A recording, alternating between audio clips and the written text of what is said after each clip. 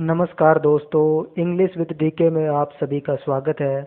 आज के इस वीडियो में क्लास 10 में लगने वाली एक छोटी सी पोएम जिसका टाइटल है फायर एंड आइस, जिसको कि रॉबर्ट फ्रॉस्ट ने लिखा है। यदि हम इसके टाइटल की बात करें तो इसमें जो है वो रॉबर्ट फ्रॉस्ट ने बताया है कि ये जो संसार जो है ये किस प्रकार से इस संसार का एंड हो सकता है, किस प्रकार से इस संसार को का अंत होगा, ये बात इसमें बताई गई है। और इसमें जो टाइटल लिया गया है उसके दोनों के ही दो सिंबॉलिक मीनिंग है। फायर जो है यहाँ पर इसका मीनिंग जो है वो फायर तो है ही कि इस पृथ्वी को फायर से, आग से ख़त्म किया जा सकता है, ये आग से ख़त्म हो सकती है। और इसके साथ साथ फायर का दूसरा मीनिंग है डिजायर का, यानी एक्सेसिव डिजायर जो है किसी भी पर्सन की जो अत्यधिक मात्रा में जो डिजायर है किसी भी चीज़ को प्राप्त करने की, चाहे वो पावर प्राप्त करने की हो, किसी पे अधिकार करने की डिजायर हो, तो ये जो डिजायर है ये इस संसार को ख़त्म कर सकती है। इसका खतरा जो है इस पोइम के अंदर रॉबर्ट फ्रॉस्ट ने बताया है। और दूसरा जो खतरा बताया है वो आइस का बताया है कि आइस जो है जिस प्रकार से हमने देखा है कि कभी बाढ़ आ जाती है, कभी कुछ आ जाता है, तो आइस जो है, पानी जो है वो इस पृथ्वी को नष्ट करने की पावर रखता है। उसी प्रकार से इसका दूसरा एक सिंबॉलिक अर्थ इसमें बताया गया है और वो है हेट।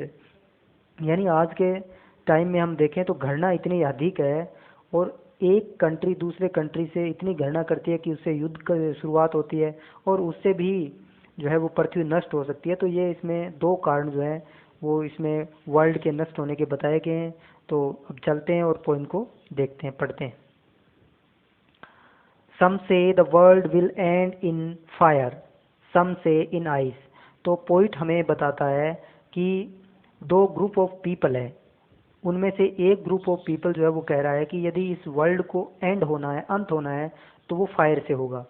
आपको पता ही है कि फायर का मीनिंग फायर भी है और डिजायर भी है। और सम से इन आइस, और कुछ लोग कहते हैं कि इस वर्ल्ड का अंत जो है वो आइस से होगा।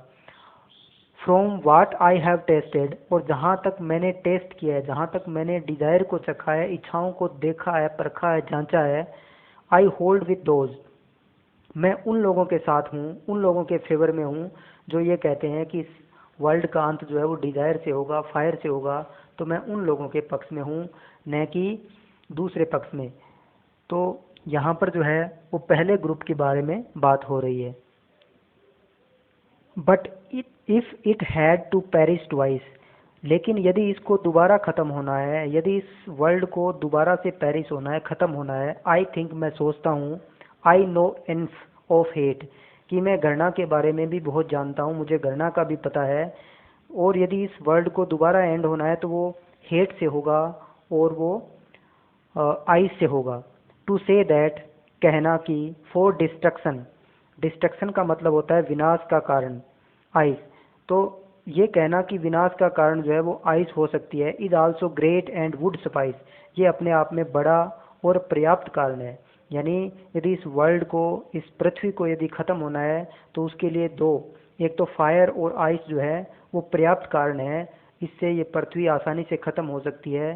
तो पोइट हमें इस पोइम के अंदर ये संदेश दे रहे हैं कि हमें अपनी जो एक्सेसिव डिज़ायर जो हैं उनके ऊपर और हमारे जो हेट जो है उनके ऊपर हम कंट्रोल रखें।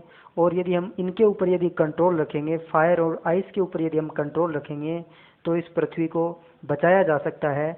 और यही इस पोइम की थीम है कि किस प्रकार से इस पृथ्वी को बचा सकते हैं। Thanks for watching.